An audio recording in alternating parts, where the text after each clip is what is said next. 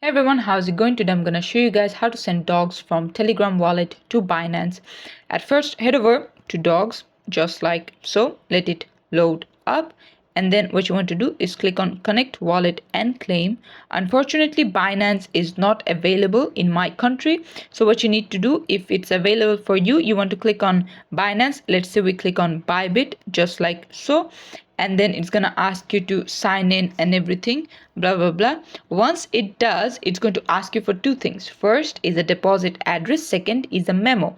What you need to do for that is head over into your Binance, and then you'll either find two options. One is deposit or wallet. Click on whichever one you want. I'm clicking on deposit since I don't have the wallet option activated, and then I'm going to wait for it to load up, and then we're going to click on deposit crypto, and then we're going to search for dogs, as you can see right over here, and then the network should be Toncoin, and then click on OK.